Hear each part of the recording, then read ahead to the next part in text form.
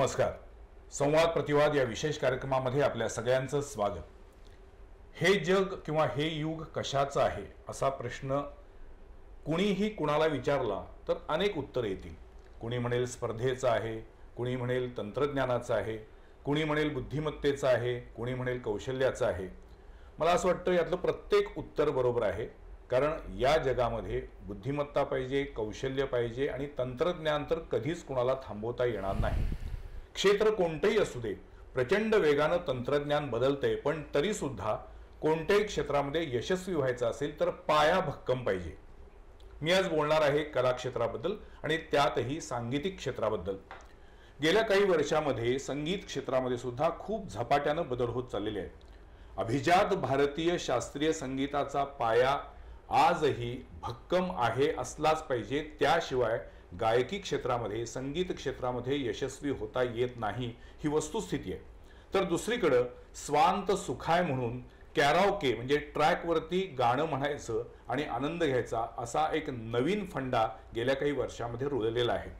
तो चांगला की वाईट हा एक वेगळा भाग होऊ शकतो, पण अस्सल भारतीय संगीत किंवा खरं संगीत ज्याला आपण म्हणतो ते संगीत कुठेतरी हरवत चालले का, आणि या कॅराओके किंवा ट्रॅकमुळं काही वेगळे दुष्परिणाम होत आहेत का, याबद्दल सुद्धा गांभीर्यानं विचार करायची वेळ आलेली आहे.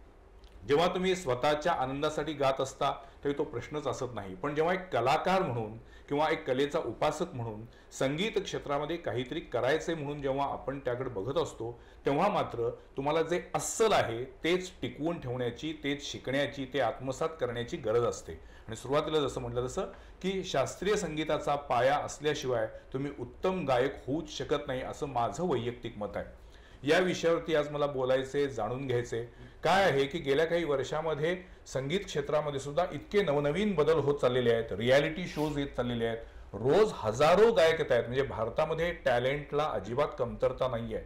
खूप सुंदर, खूप चांगले, प्रतिभावान गायक येत आहेत, पण काळाच्या ओघात ते पुन्हा मागे पडत आहेत.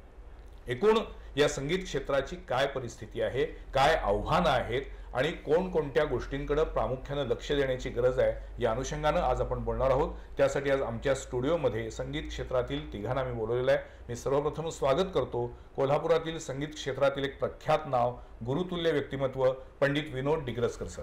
नमस्कार. त्याचबरोबर बासरीसारखं अवघड वाद्य लीलया वाजवणारे आणि अनेक कार्यक्रमांमध्ये आपल्या वादनाची छाप सोडणारे असे डॉक्टर सचिन जगताप. नमस्कार. आणि गेल्या काही वर्षामध्ये कोल्हापुरामध्ये जे काही कॅराओके ग्रुप आहेत, असे ग्रुप तयार करणारे, त्यांना शिकवणारे, स्वतःचा कॅराओकेचा स्टुडिओ असणारे, वेगवेगळे ट्रॅक स्वतः बनवणारे असे राजेंद्र कोरे. नमस्कार. तिघांचंही स्वागत आहे. एक वेगळा विषय आहे. कुणाला तरी असं वाटेल की आज हा विषय का निवडलाय, तर प्रत्येकाला आपण ज्या क्षेत्रात काम करतोय त्या क्षेत्राबद्दल आपुलकी असते, ओढ असते, त्याच्यामधले वेगवेगळे बदल, याबद्दल त्यांना जाणून घ्यायचं असतं. त्यामुळे संगीत क्षेत्रात जे काम करतायत त्यांना आजच्या या विषयाचं महत्त्व करायची लक्षात येईल.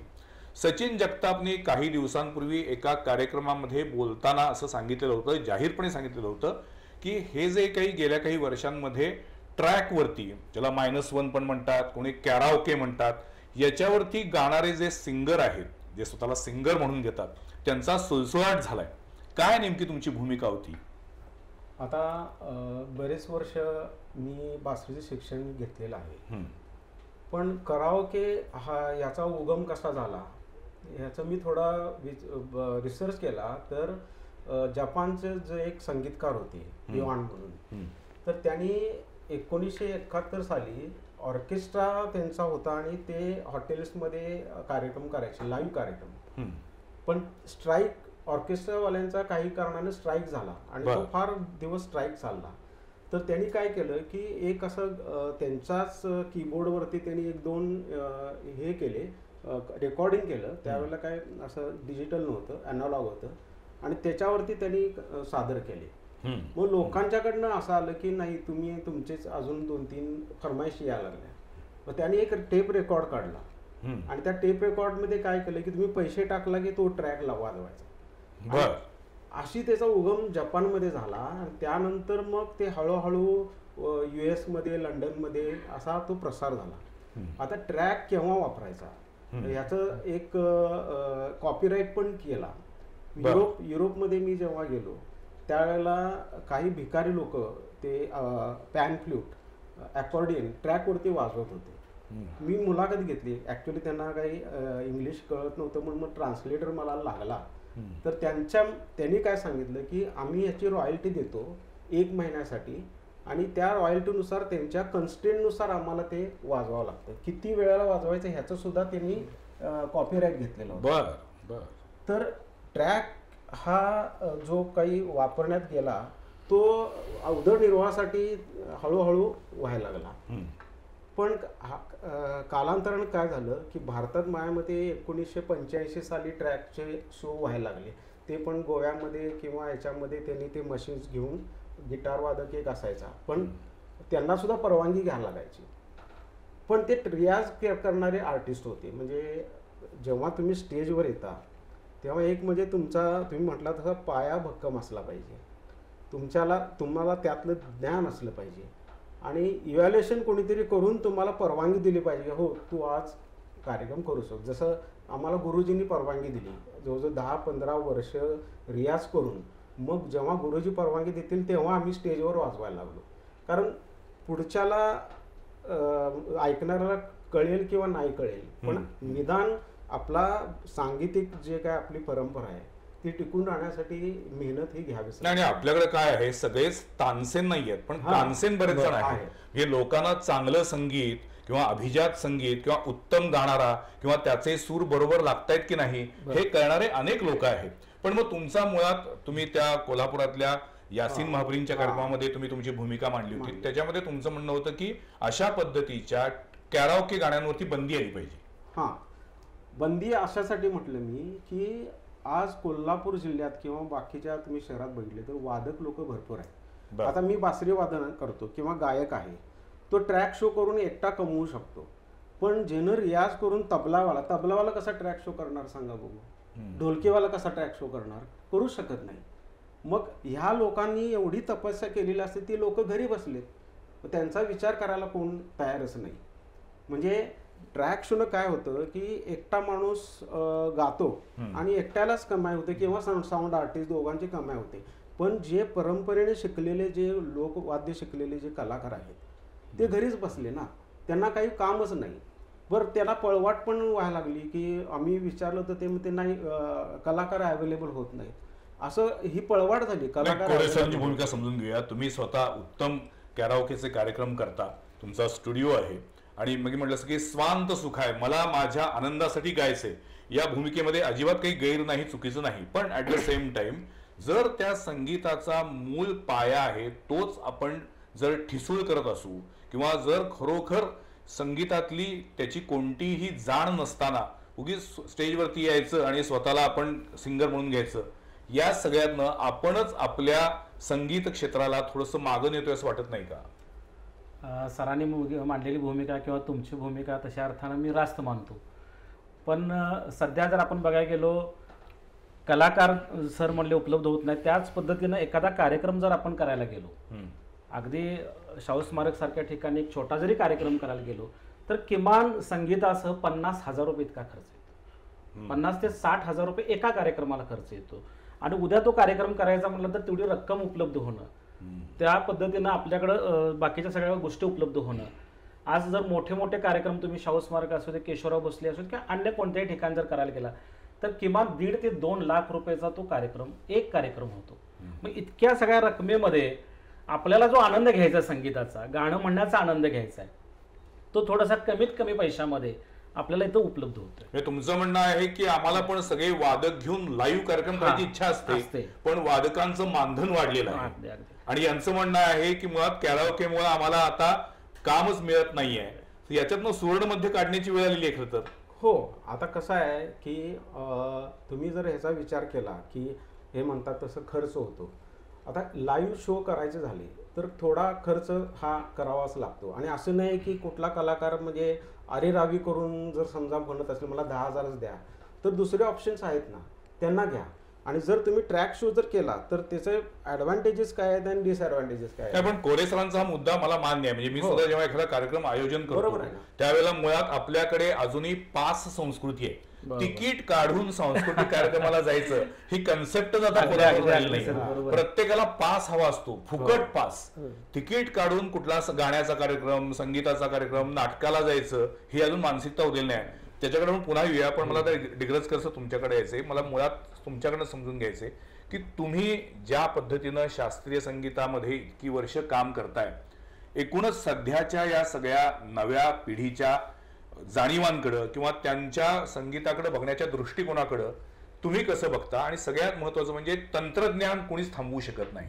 कॅराओके हे सुद्धा एक टेक्नॉलॉजी आहे, ती आता सगळेजण मान्य करतायत. आता तर मी बघतोय अनेक मोठमोठे गायक आहेत की त्यांचे टेक रायडर्स, त्यांची डिमांड एवढी असती की आम्हाला याच कंपनीचे मायक्रोफोन पाहिजे, हाच डिजिटल मिक्सर पाहिजे, तो इतक्या चॅनेलचाच पाहिजे, त्याच्यासाठी साऊंड इंजिनियर हाच पाहिजे. म्हणजे आता तंत्रज्ञानाचा पण अतिरेक होत चाललाय का असा प्रश्न पडतो. आणि केवळ या सगळ्या टेक्निकल गोष्टींसाठी 30-40 लाख रुपये खर्च करावे लागतात जर मोठा कोणी गायक असेल तर. या सगळ्या परिस्थितीमध्ये सध्या आपलं हे कला क्षेत्र, विशेषतः गायकीचं क्षेत्र कोणीकडे निघाले असं वाटतंय? आता कराओकेबद्दलच बोलायचं झालं तर मला असं वाटतंय की आता हे जागतिक लेवलचं कराओके काय फक्त भारतात किंवा महाराष्ट्रात किंवा कोल्हापुरात असं काय नाही आहे, हे तर आपण काही थांबवू शकणार नाही आहे. हे सुरूच राहणार आहे कराओकेचा विषय. पण कराओकेवर जे प्रेझेंटेशन होतंय, म्हणजे माझं ऑब्झर्वेशन त्याच्यामध्ये आहे की आर्टिस्ट एकदम गातो सुरुवातीला, काही वेळा प्रॅक्टिस न करता. त्यामध्ये तो कुठल्या पिचमध्ये गातो, त्याची स्वरपट्टी कुठली आहे हे त्याला समजणं गरजेचं आहे. त्यासाठी त्याला बेसिक स्वराचं जे ज्ञान आहे, स्वराचं ज्याला आपण स्वरज्ञान म्हणतो बाबा, की स्वरज्ञानाची त्याला स्वरज्ञान पाहिजे, त्याला स्वरांची माहिती पाहिजे बाबा. गंधारा म्हणजे काय, ऋषभ म्हणजे काय, आणि मुळात म्हणजे बेसिक नॉलेज जे आहे क्लासिकल म्युझिकचं, हे त्याला कुठल्याही कराओकेच्या आर्टिस्टला जो कराओकेवर प्रेझेंट करतो त्याला असलं पाहिजे असं मला वाटतं. कारण हे मुळात शास्त्रीय संगीत, आपला कुठल्याही संगीताचा शास्त्रीय संगीत हा पाय, मगाशी आपण जसं म्हटला की भक्कम पाया हा शास्त्रीय संगीताचा आहे. बरेच वेळा असं होतं की ते कराओकेच्या पिचमध्ये तो गातो, ती स्वरपट्टी कुठेतरी वर असते, मग आवाज त्याचा वर जात नाही, मग आवाज पडतो. म्हणजे असं जे होतं डिग्रजकर सर, म्हणजे काही वेळा तर कॅराओकेचे कार्यक्रम बघताना गायक जे काही गात असतो तो एवढे अत्याचार करत असतो, पण आजूबाजूचे मित्र मात्र टाळ्या वाजवतात, वा वा वा छान म्हणतात. कारण तिथं सगळंच एकमेकांना गुडी गुडी चालू असतो. तुला छान वाटतंय तू गा, पण तू दुसऱ्यांवरती अत्याचार करतोयस, अन्याय करतोय, बघतच नाही कोणी. कोरे सर, याच्यावरती तुम्ही काही तुमच्याकडे जे काही येतात त्यांना सांगता का परखडपणानं? अगदी अगदी कसं होतंय सर, जसं म्हणलं ते अगदी खरी गोष्ट आहे की काय वेळेला 1-2 गाणी म्हटली की तो डायरेक्ट शाहू स्मारक आणि केशवराव भोसले मध्येच गाणं म्हणायला जातो. अहो सर, आता तर अशी परिस्थिती आहे की अशा जाहिराती होत आहेत की आमच्याकडे कॅराओके क्लासला, आमच्या स्टुडिओ प्रॅक्टिसला या, त्याला पैसेच घेतात आणि मग तुम्हाला आम्ही थेट केशवराव भोसले शाहू स्मारक भवन मध्ये, देवल क्लबच्या गोविंदराव टेंबे नाट्यगृहामध्ये स्टेज वरती तुम्हाला आम्ही परफॉर्म करायची संधी दिली. अगदी अगदी तशाच जाहिराती सध्या आपण पेपर मधून असून किंवा व्हॉट्सअपच्या माध्यमातून बघतोय. पण सरांनी जसं म्हटलं ते अगदी बेस, जरी तुमचा शास्त्रीय संगीत नसेल, किमान त्या पर्टिक्युलर गाण्यासंदर्भात तुमचा अभ्यास पाहिजे, त्याचा सराव पाहिजे, मगच त्याचं सादरीकरण झालं पाहिजे. बेसूर होतं कसं, स्वरज्ञान जर नसेल ना तर सचिनना माहित आहे की मग ते बेसूर होत. काय व्हायला लागलं माहितीये का, म्हणजे एक गोष्ट, खरी गोष्ट सांगतो. आमच्या घरी प्लंबर आलेला होता आणि ते प्लंबिंग करत होता. म्हटलं बाकीचं काय काम करतात? सर मी कलाकार आहे म्हटलं. मी एकदम आश्चर्यचकित झाला. अरे वा म्हटलं, कलाकार आहे, मग काय करता? म्हटलं कराओकेचं. काय झालं, आमच्या पाहुण्यांच्यात एक मशीन आणलेलं आणि मीच ही चाल तुरु तुरु हे गाणं म्हटलं. मला एकाने 100 दिले, 200 दिले, असे माझ्याकडे 400 रुपये जमा झाले. मग मी 1000 रुपयामध्ये मी आता माझा साऊंड छोटा घेतला, 1000 रुपयामध्ये कराओके करतो. बरं, तो काय उत्तम गायक नाही आहे, पण व्हायला लागले काय की कलेची जी काही पातळीचं डिव्हॅल्युएशन व्हायला लागले. कुठंतरी हे थांबलं पाहिजे की बाबा प्रत्येक जण उठतो आणि जर निवेदक कलाकार हे व्हायला लागले, गायक व्हायला लागले. आणि कुठं पण सचिन, तुमचं ऑब्जेक्शन काय? एखाद्या प्लंबरनं गाणी म्हटली, एखाद्या निवेदकानं गायक म्हणून काम केलं तर चांगलं आहे की, पुढे गेला. पण तो गायक असला पाहिजे, म्हणजे कसंही गाऊन, म्हणजे आता कसं व्हायला लागलंय, आता काय आहे, बाथरूम सिंगर सुद्धा कॅराओकेचे कार्यक्रम करायला लागलेले आहेत. हो, आता कराओके तुम्ही क्लास बोलला ना, तर कराओकेचे क्लासचे फायदे आहेत. कराओके कशासाठी आहे की जो लोनलीनेस आहे, जो एकाकीपणा आता सध्याचा तो एक मोठा गहन विषय आहे. तर त्या लोनलीनेसला म्हणजे कमी म्हणजे डिप्रेशन एन्झायटी हे कमी करण्यासाठी तुम्ही कराओके क्लास जॉईन जरूर करा. कोविडमध्ये तेच झालं. कोविडचं कोविडमध्ये आम्ही बरेच एक स्वतःच्या उदाहरण आनंदासाठी म्हणून म्हणलं स्वांत सुख आहे. हा. मला माझं गाणं म्हणायचंय, मला माझं ऐकायचंय, मला उत्तम जसं म्हणलं की मानसिक दृष्ट्या मला प्रफुल्लित राहायचंय, याच्यासाठी जरूर गाणं म्हणा, पण ते गाणं आपलं सुरात होतंय का नाही हे समजून न घेता आपण जर स्वतःला गायक समजून लोकांवरती अत्याचार अन्याय करायला लागलो तर मात्र कुठेतरी विचार करण्याची वेळ आलेली आहे. कारण आपणच आपल्या कलेचं इतकं जर अवमूल्यन करायला लागलो तर ते चुकीचं आहे. पण मला अशी दुसरी बाजू पण वाटते सचिन, की तुम्ही आता जे म्हटलात ते एका बाजूला खरं आहे की त्याच्यामुळे वादकांना काम मिळत नाही. म्हणजे ज्यांनी अनेक वर्ष रियाज केलेला आहे, ज्यांनी अनेक वर्ष ती कला शिकण्यासाठी मेहनत घेतलेली आहे, आपलं आयुष्य खर्ची घातलेलं आहे, जर त्यांना कोणी बोलवणारच नसेल तर उपयोग नाही. पण at the same time technology थांबत नाही, तुम्हाला हे ऍक्सेप्ट करावंच लागणार आहे. त्यासाठी एक रूल असला पाहिजे. तुम्ही कराओके ट्रॅक जो तुम्ही कार्यक्रम करत असताना कमीत कमी 2 वादक लोक घेऊन करा. याचा 2 फायदा होतील. जर तुम्ही नुसता कराओकेवरती कार्यक्रम केला तर प्रेक्षक इन्व्हॉल्व्ह होत नाही, कारण म्युझिक चालू असताना तुम्ही आयडल राहता, बरोबर. जर तुम्ही 2 वादक घेतला तर त्यांना काम पण मिळेल, प्रेक्षक पण इन्व्हॉल्व्ह होईल त्यामध्ये. बरं, असं पण आहे आता हल्ली, नुसते ह्यांचं नाही आहे, गायकांचे बाजू म्हणजे बाजूने हे नाही आहे. काही वादक लोक एस्पेशली कीबोर्ड वादक काय करतात, सगळे ते ट्रॅक तयार करून किंवा पूर्णच्या पूर्ण गाणं त्यामध्ये लोड करतात.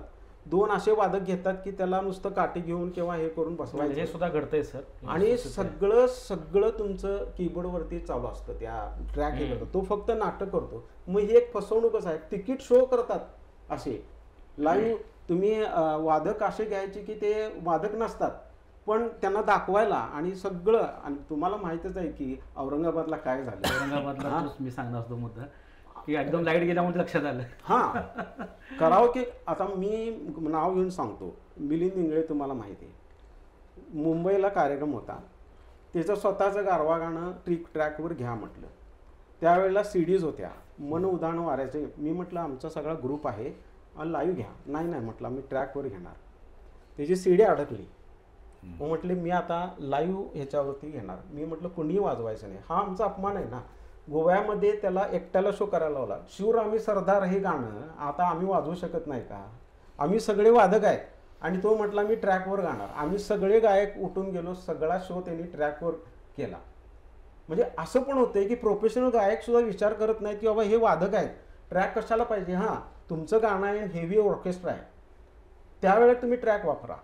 पण अगदी साधं गाणं आहे आणि अगदी लोकप्रिय गाणं आहे आणि त्याला तुम्ही ट्रॅक जर वापरला तर जिथं बसलेले जे वादक आहेत ना त्यांचा एक प्रकारचा अपमानच आहे. त्यांनी प्रॅक्टिस केलेलं असतं. दिग्रज सर, याच्यातनं काय तोडगा कसा काढायचा? म्हणजे एकीकडे तुम्ही म्हटलं असं की टेक्नॉलॉजी आहे ते थांबणार नाहीये, पण तुम्ही स्वतः एक गायक आहात, इतकी वर्षे साधना करताय, शास्त्रीय संगीताचा पाया तुमचा एवढा भक्कम आहे, ह्यातनं तुम्हाला काय वाटतं फ्युचर काय आहे भारतीय संगीताचं? नाही, फ्युचर एक तर आमच्या शास्त्रीय संगीताच्या बाबत जर बोलायचं झालं तर शास्त्रीय संगीताचं फ्युचर भवितव्य चांगलं आहे. कारण आता नवीन आर्टिस्ट जे येत आहेत ते उत्तम गातात. म्हणजे आम्हाला मध्यंतरीच्या काही कालखंडात आम्हाला असं वाटत होतं शास्त्रीय संगीताची अधोगती होती काय किंवा हे संगीत पुढं जाईल का, पण आता अलीकडे 10 वर्षात मी बघतो इतकी तरुण मुलं चांगली म्हणजे शास्त्रीय संगीतामध्ये सुद्धा. त्यामध्ये आणि महेश काळे, राहुल देशपांडे अशांना श्रेय द्यावंच लागेल की त्यांनी नव्या जनरेशनला पुन्हा एकदा शास्त्रीय संगीत ऐकायला भाग पाडलं, त्यांना ते आवडायला लागलं. म्हणजे कट्यार काळजात घुसलीनंतर तर अनेक युथ जनरेशन ही शास्त्रीय संगीताकडे गांभीर्यानं बघायला लागली आणि ऐकायला लागली, त्यांना ते आवडायला लागलं. पण मला सांगा, अजूनही जे अस्सल शास्त्रीय संगीताचे कार्यक्रम होतात त्याला म्हणावा तेवढा प्रेक्षक वर्ग असत नाही. कोल्हापूरमध्ये आता मी देवल क्लबचा पदाधिकारी आहे, मी बघतोय, तुम्ही पण बघताय, शास्त्रीय संगीताच्या कार्यक्रमाला ठराविक तेवढेच एक 5-50 लोकच प्रेक्षक म्हणून येतात. हे चित्र बदलायचं तर काय कसं आहे, शास्त्रीय संगीताचा अभ्यास करायचा तर खूप त्याला तपश्चर्या लागते. तुम्हाला प्रेझेंट करायचं म्हटलं तर आमचे गुरुजी म्हणायचे तुम्ही 25 वर्ष मुळात रियाज केल्याशिवाय 50 वर्षानंतर तुम्ही नंतरच गायचं. तुम्हाला त्यावेळा कळते 25 वर्ष रियाज केल्यावर की क्लासिकल किती डीप आहे, किती खोल आहे वगैरे अशा ह्याच्यामध्ये. तर आता होतं कसं, बरेच वेळेला हे कराओकेमध्ये सुद्धा जे गातात किंवा इव्हन तुमच्या ह्याच्या शोजमध्ये वगैरे गातात तर ते गातात आणि नंतर एकदम स्टेजवरच गायला लागतात आणि त्यांचं त्यांना प्रसिद्धी मिळते या भावगीत गायक किंवा ह्या लोकांना. मग त्यांचा मग शास्त्रीय संगीताचा अभ्यास करतात असं नाही, काही तर प्रसिद्धी मिळतो, नेम मिळतं, नेम फेम असं पैसा मिळतो. पण बरेचसे असे कलाकार आहेत, तुम्ही किती ह्या जे शोज आहेत ना त्यामधले अगदी शो मध्ये 1000 आर्टिस्ट मध्ये 2-3 आर्टिस्ट पुढे गेलेत. Exactly. तुम्ही बोलताय हे वेगवेगळ्या चॅनलवरच्या रियालिटी शोज रियालिटी शोज मधल्या कलाकारांचं भवितव्य हा एक गंभीर मुद्दा चाललेला आहे. कारण जोपर्यंत तो कार्यक्रम टेलिव्हिजनवरती चालू असतो तोपर्यंत ते लाईमलाईट मध्ये असतात, तोपर्यंत ते घराघरात पोचलेले असतात. पण एकदा का तो कार्यक्रम प्रसारण व्हायचं बंद झालं त्याचं की त्यानंतर ते सगळेजण विस्मृतीमध्ये जातात. म्हणजे इंडियन आयडॉलचं आता हे 10व-11व पर्व सुरू आहे. इतके उत्तम आर्टिस्ट दिले, मराठी सारेगम असू दे, झीवरचं, हिंदी मधला असू दे किंवा अनेक चॅनेलवरती अशा पद्धतीचे गाण्यांचे रियालिटी शो झालेले आहेत. त्याच्यामधल्या गायकांचं गाणं ऐकताना आपण थक्क होतो. पण ते आता सध्या कुठे आहेत असा प्रश्न पडतो. रियालिटी शो मधनं खरोखर चांगले गायक तयार होत आहेत का?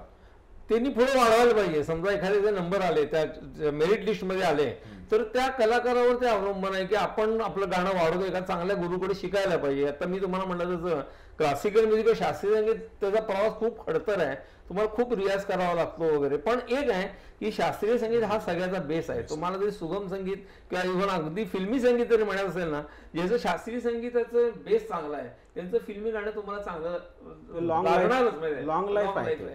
त्यामुळं मला असं म्हणायचं आहे. हा बोला की. बरं, आता NEP न्यू एज्युकेशन पॉलिसी आलेली आहे. सरकारने काय सांगितलंय की ही लोकवाद्य आहे किंवा जे गाणं आहे हे न्यू एज्युकेशन पॉलिसीमध्ये तुम्ही सर्टिफिकेट कोर्स करून शिकवा. आत्ता मी परवा लेटर वाचलं, आपले जिल्हा प्राथमिक कोणते शिक्षणाधिकारी, मला आश्चर्य वाटलं की शाळेमध्ये आता जिल्हास्तरीय स्पर्धेमध्ये ट्रॅक वाजवा म्हणून त्यांनी सांगितलंय. आम्ही यांना सगळे वादित विरोध करणार आहे. कारण का माहितीये, मी शाळेमध्ये बँडमध्ये बासरी वाजवत होतो, आज मी तेवढ्यामुळं कलाकार झालो.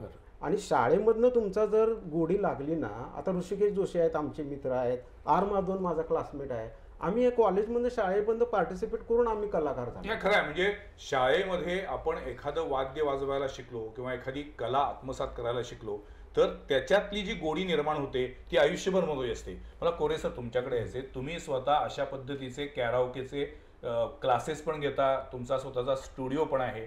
किती जणांना खरोखर याच्यामध्ये संगीत क्षेत्रामध्ये काम करायचं असतं का? येणारे किती % लोक हे केवळ माझा आजचा आनंद म्हणून येत असतात? आणि या लोकांना जर उद्या या लाईव्ह बँड बरोबर सगळ्या वादकांबरोबर गाणं म्हणायला सांगितलं तर ते तेवढ्याच कम्फर्टेबली, तेवढ्याच आत्मविश्वासानं गाऊ शकतात का? सर कसं आहे की आत्ता सरांनी सांगितलं की संगीताचा प्रवास हा प्रचंड खर्च आहे. 20-25 वर्ष तुम्ही साधना केल्याशिवाय त्या पद्धतीची गायकी करू शकत नाही. पण आजच्या या दैनंदिन जीवनाचं आपण जर बघितलं, प्रत्येकाला एक कुठंतरी स्वतःचं प्रेझेंटेशन करणं किंवा स्वतःला एक बाबा मला हे गाणं म्हटल्यानंतर थोडंसं फिलिंग चांगलं वाटतंय किंवा माझे काही दुःख बाजूला जात आहेत आणि मला थोडंसं समाधान वाटतंय. आणि प्रत्येकाला वाटतं की आज मला गायचं आहे, उद्या मला काही गायचं नाही आहे, मला उद्या माझी कामं आहेत, बाकी सगळ्या गोष्टी आहेत. म्हणून प्रत्येकाला वाटतं की बाबा मला आज गायचं आहे. म्हणून तो काय पुढं जाऊन संगीताचा पुढं तज्ज्ञ होतोय किंवा आणखीन संगीत क्षेत्रामध्ये काही काम करतोय असं काहीही घडत नाही. मध्ये सरांनी सांगितलं की जो कोविडचा काळ आला त्याच्यामध्ये तर फार गायक निर्माण झाले, कारण सगळे घरातच होते. आणि सगळ्यात महत्त्वाचं तुम्ही म्हटलं की बाबा टेक्नॉलॉजीला आपण थांबवू शकत नाही. आज प्रत्येकाच्या मोबाईलमध्ये ट्रॅक आहे, जे तुम्हाला हवं ते गाणं तुम्ही काढून सहज म्हणू शकता. 1000 ते 1500 रुपये कराओकेचे माईक येतात, त्या माईक मध्ये प्रत्येक जण गाणं आणि प्रत्येक जणाला वाटतं आता मी छानच गातो, तुम्ही कुणालाही थांबवू शकत नाही. आणि आपण जर आज अशी परिस्थिती आहे की तुम्ही जर म्हटला की सर जरा गाणं चुकतंय, तुम्हाला येत नाही, तुम्ही थांबा, तर त्याला राग येतो. त्याला राग येतो. मला म्हणतात की माझे मित्र चांगलं म्हणतायत आणि हे काय सांगतायत मला गाणं येत नाही, असं सुद्धा होतंय. पण प्रत्येकाची एक अशी कंडिशन झालेली आहे की मला गायचं आहे आणि मला आनंद घ्यायचा आहे. म्हणून कराओकेचा थोडासा कुठंतरी आज आपल्याला कराओके. पण आता कॅराओके स्टुडिओ किंवा कॅराओकेचे कार्यक्रम करणं हा सुद्धा एक उत्तम रोजगार निर्मितीचाच भाग झालेला आहे. होय, अनेक चांगले चांगले गायक म्हणतोय मी, जे प्रोफेशनली गातात, जे लाईव्ह मध्ये गातात, ते सुद्धा सरांनी जसं सांगितलं तसं मगाशी कोल्हापुरातले बरेच लोक ट्रॅक शो करतात, आता सहज उपलब्ध होतात.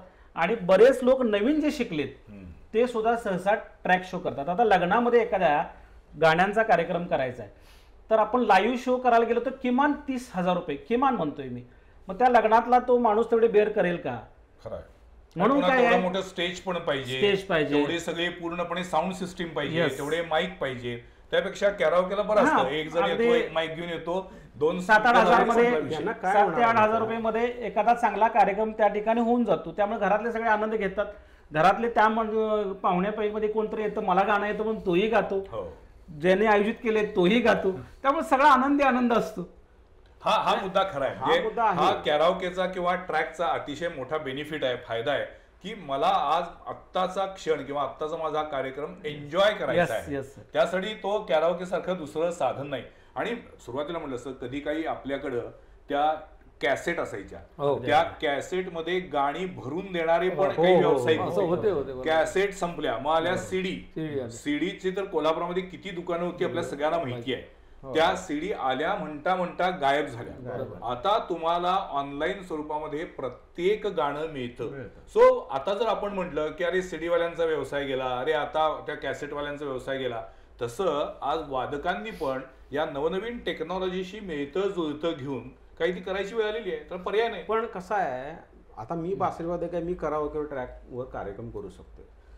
ढोलकवाला काय करणार सांगा? नाही पण आता कसं तबलावाला आहे, काय करणार? सचिन तुमचा मुद्दा बरोबर आहे. पण ज्या वेळेला डिजिटल फ्लेक्स मशीन आलं त्यावेळेला जे पेंटर होते, पेंटिंग करत होते, त्यांचा व्यवसाय संपला.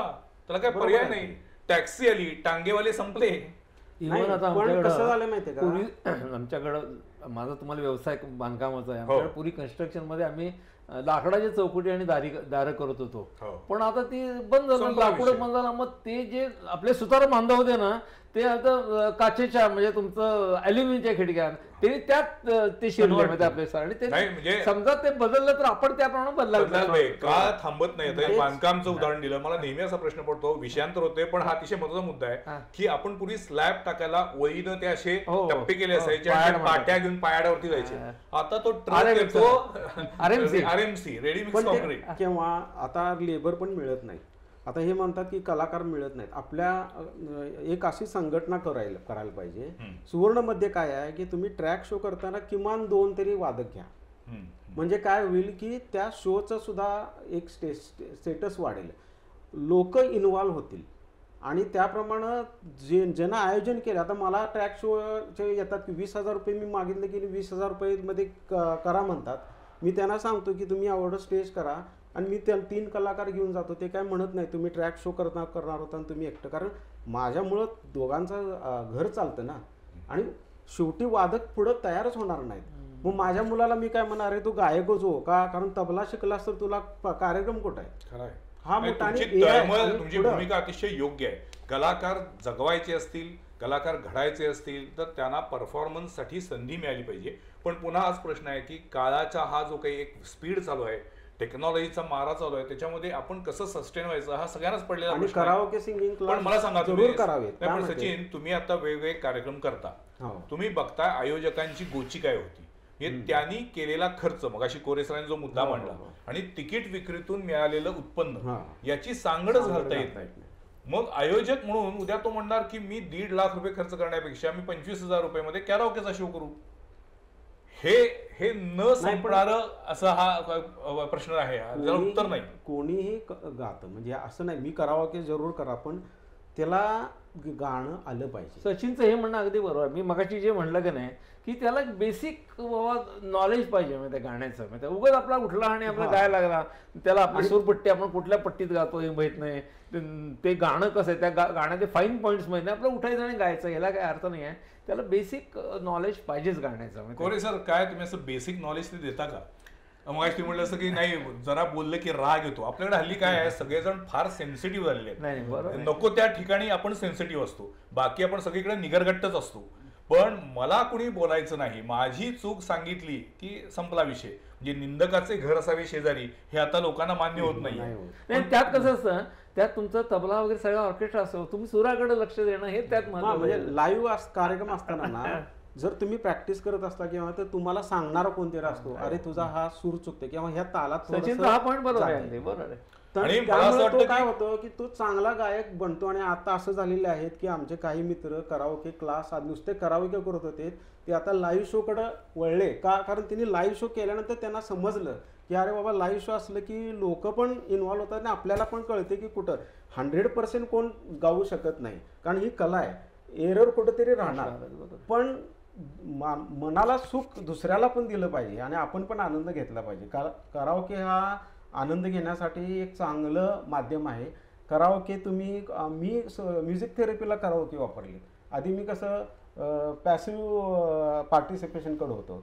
आता काही अल्झायमर म्हणजे ह्याचं स्मृतिभ्रंशाचे जे काय पेशंट होते, तर त्यांना मी हिस्ट्री केल्यानंतर त्यांना कराओकेवरती त्यांना गायला सांगितलं, ते मेमरी रिकॉल व्हायला लागली आणि त्यांचा विस्मृती कमी आली. ह्यासाठी तुम्ही कराओके वापरा.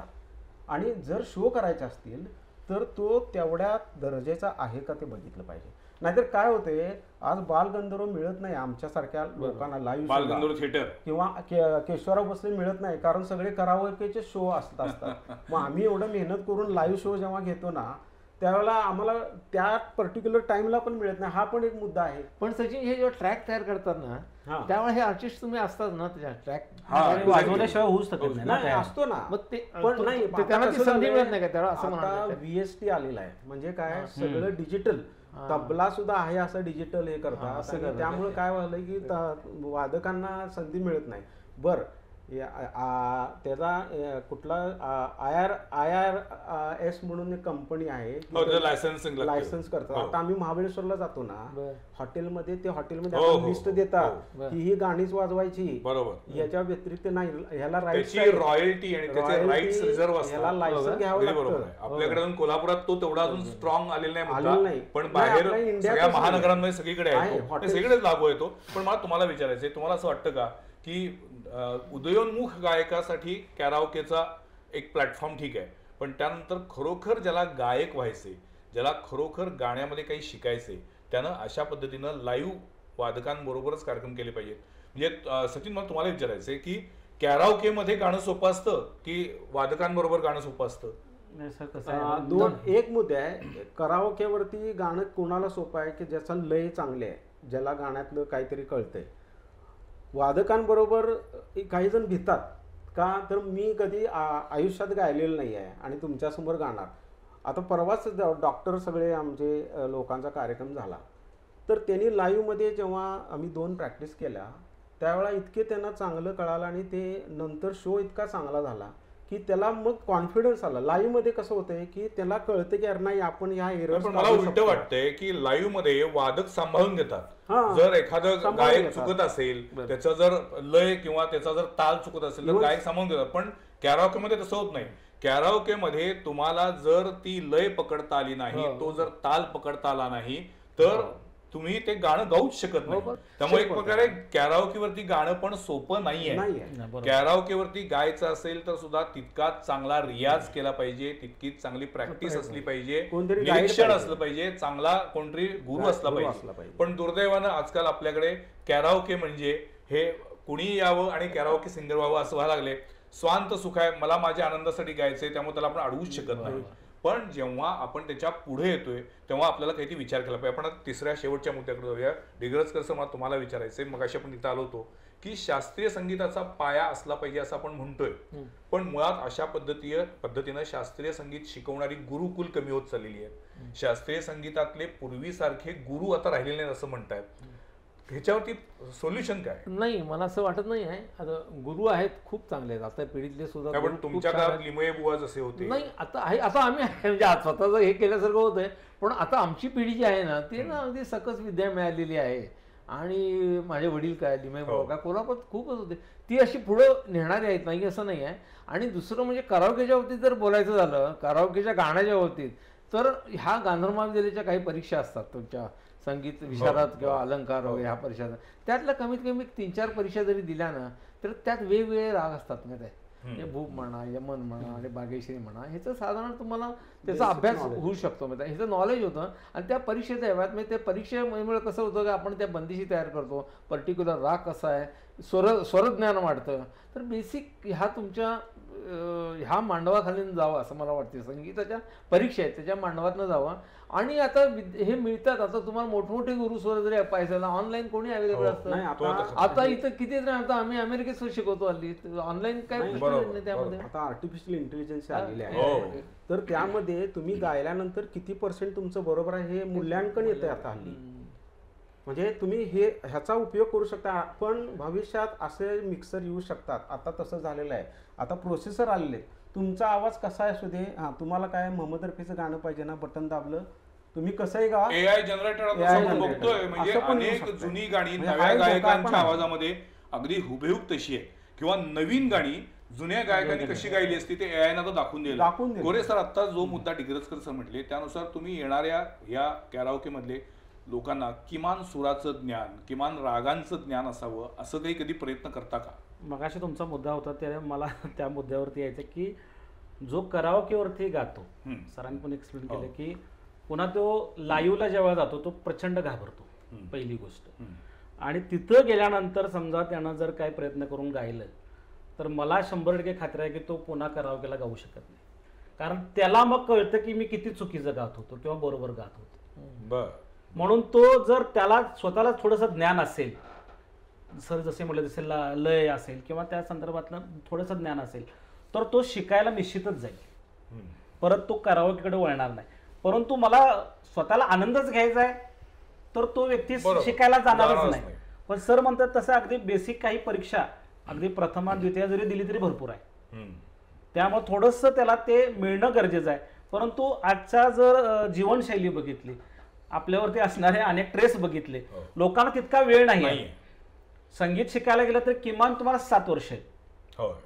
आणि मग सर म्हणतात तसं गुरु असेल तर मग किमान 12 वर्ष तुम्हाला ते गाऊच देत नाही, वाजवूच देत क्षेत्रामध्ये आयुष्यभर तुम्हाला शिकायचंच असतं. आणखी ते संपत नाही कधीच कोणत्याही कला क्षेत्रामध्ये. कारण परफॉर्मिंग आर्ट्स मध्ये तुम्ही सतत ग्रहण करतच राहिलं पाहिजे.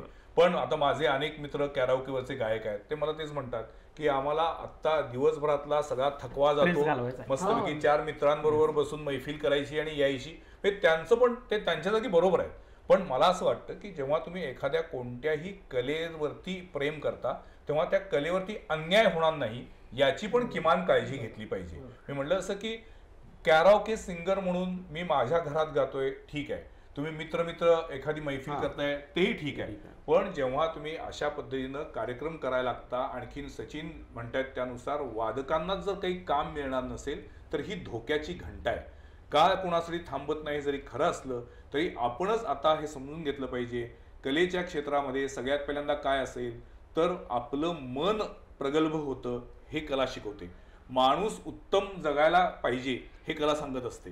तेच जर होणार नसेल, आपण आपापसातच जर एकमेकांना मारणार असू तर ते चालणार नाहीये. शेवटच्या टप्प्यात सर मी तुम्हाला विचारायचं की ज्याला कुणाला खरोखर चांगलं संगीत क्षेत्रामध्ये गायकीमध्ये जर काम करायचं असेल तर त्यानं काय केलं पाहिजे, कोणती पथ्य पाळली पाहिजेत, काय करावं काय टाळावं, त्यांनी डूज अँड डोंट्स. नाही, डूज मध्ये त्यांनी एक चांगला गुरु निवडावा आणि शिकावं त्यांच्याकडं. दुसरी गोष्ट म्हणजे त्यांनी भरपूर चांगल्या आपल्यातली बुजुर्ग जी मंडळी होती संगीतातली आता हल्ली तर इतकं अवेलेबल आहे. पूर्वी ऐकायला मिळायचं नाही. पूर्वी एखादी बंदी गुरुकडनं घ्यायची म्हटले तर त्याची सेवा करायला लागायची महिनाभर, मग कुठेतरी एखादी बंदीशी मिळायची. आज तुम्हाला केसरबाई, मगूबाई किंवा किशोरी आमोणकर तुमचा कुठला राग पाहिजे, कौशिक कन्नडा पाहिजे, तुम्ही यूट्यूब टाकला तर सहज मिळतं मध्ये. पण तरीसुद्धा ते जरी असलं तरी तुम्हाला ही आमच्या आणि मुळातील संगीत ही गुरुमुखी विद्या आहे. तुम्हाला गुरु एक चांगला तुम्ही निवडायला पाहिजे.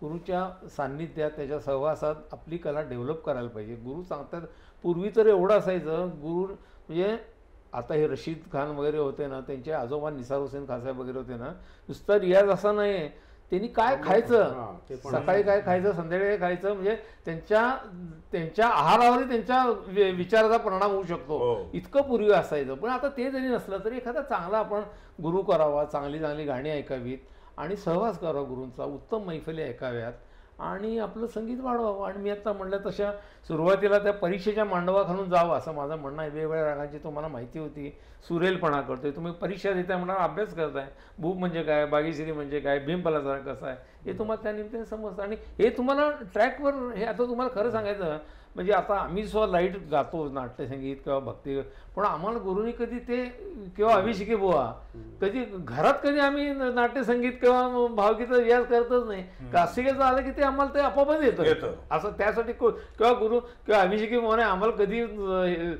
तुमचं कुठलं म्हणजे काठावर होते कोणाला कधी आम्हाला शिकवलं नाही, क्लासिकल शिकवलं पण आम्ही म्हणतो काढणार होते वेळी त्यांचं म्हणणं हे आपोआप येतं तुम्हाला माहिती आहे. त्यामुळे कारण बेसिक ते नॉलेज तुम्हाला आहे. एक्स्पेशली सूर आणि ताल, माझी तुम्ही जसं म्हटलं तालात किंवा सुरामध्ये गाणं याला तुम्हाला रियाज पाहिजे, पहाटे उठून रियाज करायची सवय पाहिजे. थोडंसं हे तुम्हाला शेवटी असं बरं हे कसं आहे हे शाश्वत टिकणार असतं माहिती आहे. म्हणजे आता मी तुम्हाला म्हटलं ना की आमचं जसं वय वाढेल तसं आम्ही राईप होत जातो, म्हणजे मग क्लासिकलचा वाढू. आणि यांचं म्हणजे ह्या सुगम किंवा हे गाणारी जर त्यांनी पुढं आपलं गाणं वाढवलं नाही तर तिथंच थांबतो. आता तुम्ही आता म्हणला रियालिटी शो मधले हजारो किती पुढं नाही, पण रियालिटी शो मध्ये सचिन तुमचं काय मत आहे की ज्या पद्धतीनं त्याचं परीक्षण केलं जातं म्हणजे प्रेक्षकांनी वोटिंग दिल्यानंतर त्यातनं तो ठरणार कोण श्रेष्ठ. आता प्रेक्षकांचं वोटिंग कोण काउंट करतं हा फार मोठा मुद्दा आहे. कारण काय होतं माहिती आहे का, आता मी त्या स्पेसमधनं गेलेलो आहे. माझा मुलगा संतूर वादक होता, म्हणजे पार्टिसिपेट नव्हता, पण जे आता लहान रियालिटी शो, लहान मुलांचे रियालिटी शो आहे ना, एवढा स्ट्रेस असतो त्यांच्याकडे. पालक इतकं स्ट्रेस घेतात की काही काही मुलांना चक्कर आलेली आहे. तुम्ही त्यांचे त्यावेळेस स्ट्रेस लेवल काउंट करायला पाहिजे. आणि एकदा तो बाहेर पडला ना मग तू चांगला गायला नास म्हणून काही पालक ॲक्सेप्ट करतात, ठीक आहे आपलं का नाही झालं, पण काय मुलांवरती परिणाम होतो, मानसिक परिणाम होतो, मग तो कला सोडून देतो. असे झालेले आहेत. किंवा उलट पण होतं की एखाद्या रियालिटी शो मध्ये तो विजेता ठरला की आयुष्यभर अमुक अमुक फेम म्हणून ते लावायचं, पुढं त्यातनं काही होत नाही.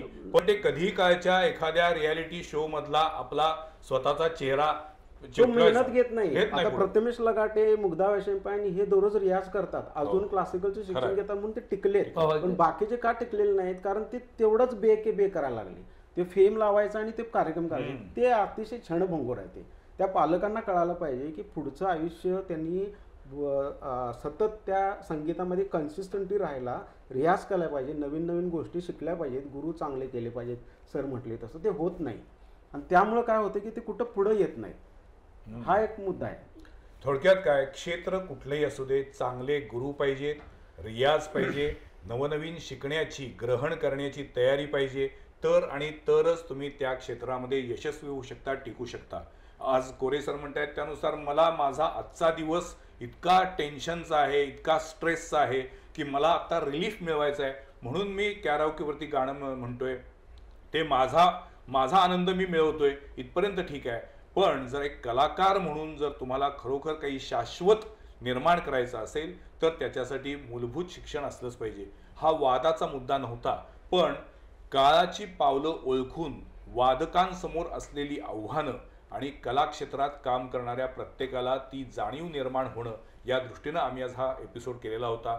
ज्या पद्धतीनं सचिन जगताप यांनी भीती व्यक्त केलेली आहे की सगळे जर कॅराओकेवरती ट्रॅकवरती जर कार्यक्रम करायला लागले तर ज्यांनी प्रचंड मेहनत केलेली आहे अशा वादकांचं काय होणार. मग तो तबला वादक असू दे, ढोलकी वादक असू दे, ऑक्टोपॅडवाला असू दे, बासरी वादक असू दे, कोणी असू दे, कोणतीही कला ही स्वांत सुखाय असतेच, पण त्याच्या बरोबरीनं जर ती आपली अर्थार्जनाची किंवा आपल्या रोजगाराचं एक माध्यम बनली असेल तर त्याच्यामध्ये मात्र तो एक सांघिक, तो एक समूह म्हणूनच ती सादर व्हायला पाहिजे, तरच त्याच्यातून हे कलाक्षेत्र पुढे जाणार आहे. आजच्या या एपिसोडमध्ये हे तीनही मान्यवर सहभागी झाले आणि त्यांनी आपापली मतं व्यक्त केली, याबद्दल मी तिघांचेही आभार मानतो. नमस्कार. पुढच्या सोमवारी पाहायला विसरू नका आणखीन एका विषयावरील चर्चा संवाद प्रतिवादमध्ये. नमस्कार.